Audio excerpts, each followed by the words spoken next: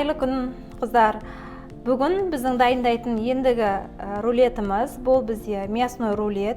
Ол үшін бізге сиыр еті, тартылған сиыр еті керек. Майы қосылмаған, өзінің майымен. Және де дәмдеуіштер тұз, бұрыш, жарты дана сәбіз теркадан өткізіп, және суын шығарып аламыз. Пиязымыз дәл осылай, жарты дана пиязымыз суы шыққан, 2 жұмыртқамыз, бір дана сарымсағымыз езілген. Одан бөлек ортасына тағы да бізге қосылатын бұл нори қағазымыз, сушидің сыртындағы қағаз. Бұл өзі балдырдан жасалған. Осыны қосатын боламыз. Енді біз осы мясной рулетіміздің салмасын дайындаймыз, сыртын. Ол үшін бізге сиыр еті міне тартылған. Дәмдеуіштеріміз, тұз, бұрышымыз, сәбізіміз, суы шығылған, құрғақ. Суымен болмайды, себебі шашырап кетеді еттеріңіз. Мына бізде тартылған пиязымыз, соғыншынан шығарып тастаған, 2 дана жұмыртқамыз, және де біздің сарымсағымыз.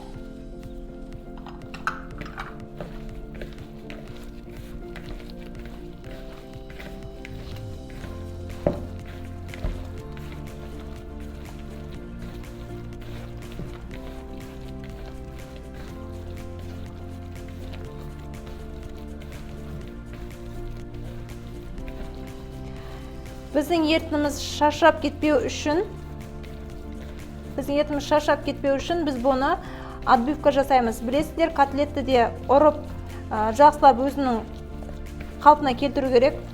Сол секілді бұл фаршымызда біз қатты ұрып отырып, қалпына келтіреміз. Ортасына белок бөліну керек.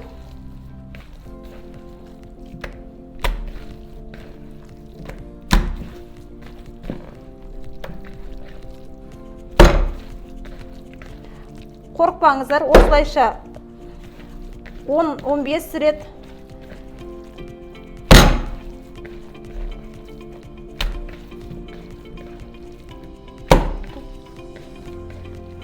міне осылайша ұрып, етімізді нығыздап алдық. Ортасынан байқасаңыздар, шандыр сияқты болып келеді, бірақ сол біздің белогымыз, белок бөлінеді.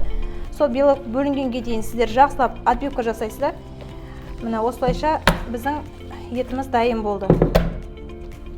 Енді біз осыны фольганың бетіне орайтын боламыз. Біз етіміз дайындадық, фольгамызды дайындадық. Енді фольгамыздың бетіне аздап қана май жағамыз.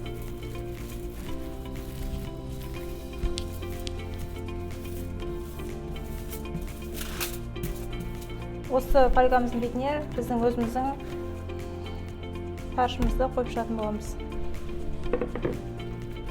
Және де тонкий пласт ретінде жайып шығамыз, біркелкі қылып. Міне осылайша тонкий пласт ретінде жайып шықтық, біркелкі қылып. Еш жерінде тесік жоқ, бәрінде бір қалыпты. Жан жағын біркелкі қылып шығасыздар. Рулеттеріңіз қисық болмайды сол себептен. Енді ортасына біз нори қағазын қоятын боламыз. Ол үшін нори қағазын 2-ге бөлеміз. Дәл ортасына қойып шығамыз.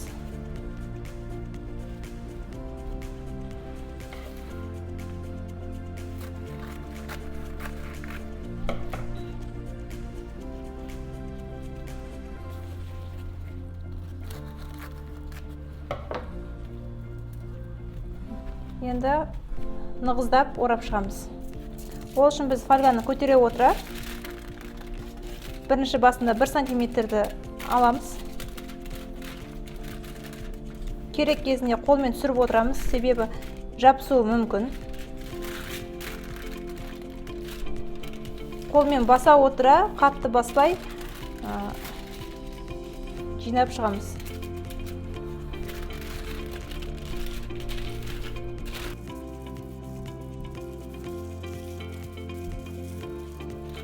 Міне осылайша орадық қазір біз.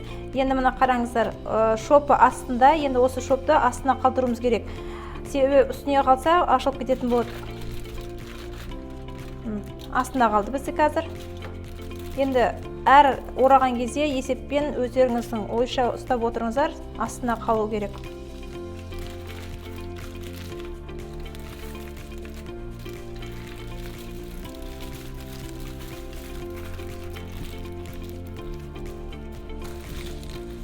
Нығыздап екі жағын басамыз. Және тағы сыртынан бір қабат орып шығамыз. Етіміз 45 минут піседі. Сол себептен асты или үсті күйіп кетпеу үшін екі қабат осылай фольгамен ораймыз.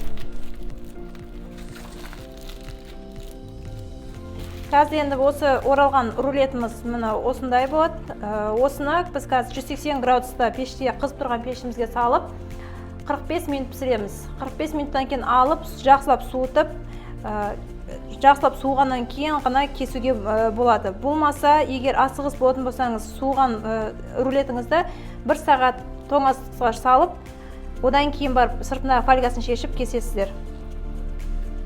Міне қыздар, біздің мясной рулетіміз дайын, жақсылап пісті, суыды, енді сіздерге кесіп көрсететін боламыз. Ол үшін алдын ала фольгасынан босатамыз.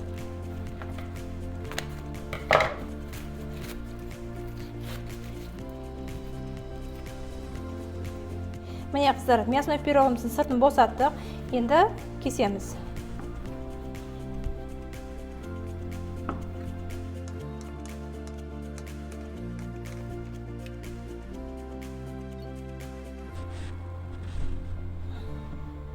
Міне қыздар, біздің мясной пирогымыз.